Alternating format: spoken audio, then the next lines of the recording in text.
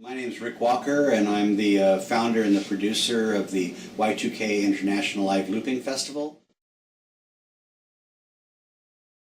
Essentially, I got into live looping because I really loved things that were repetitive, all the way back to sequencers in the 70s and to African drumming, repetitive rock rhythms. I've just always liked things that were ostinatos and repeated. So I tend to use looping using what you would call terrace dynamics. So in other words, I will play a loop, and then I will play on a different instrument another loop that adds to it.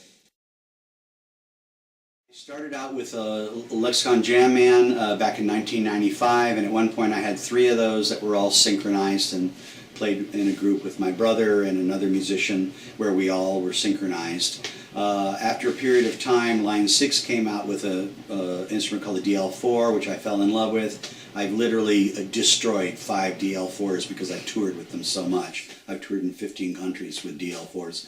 And then I became an endorsee of the Gibson EDP and became really close friends with Matthias Grob, the inventor, and used those for a long while. And then I was an Electrics Repeater endorsee, and I used that instrument for a while.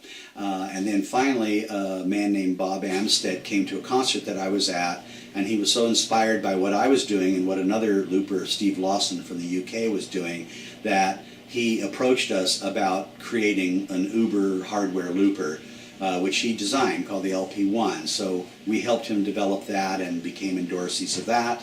And then I fully designed the LP2, which is the floor model, and I use 2 of those in concert today.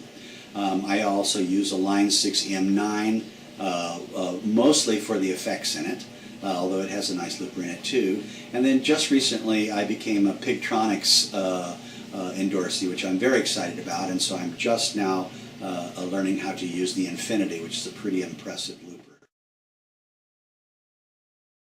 Set a timer for 5 minutes, and to make a piece of music where you start the music and you have 5 minutes to create the piece of music and then end it.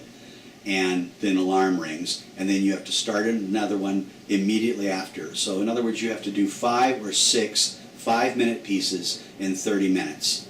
If you do that every single day in a month, you get really good at, oh, I've got to create something now. Whatever comes out is it. Because a lot of times when you are looping, if you don't have a program that you designed, then as I do, I almost do complete improvisation. Then it means the first idea out of your head, you're on stage. You have to go with it. And there's a beauty to being shackled to the first thing that comes out of your mind, because then you say, how do I orchestrate it? And after a while you go, oh, I don't really like the first ideas that come out of my mind. Maybe it's time to learn something more about music or learn a new instrument. So that's the best advice I have. And basically to practice starting loops and truncating loops over and over and over really quickly, so that you get a real strong sense of timing.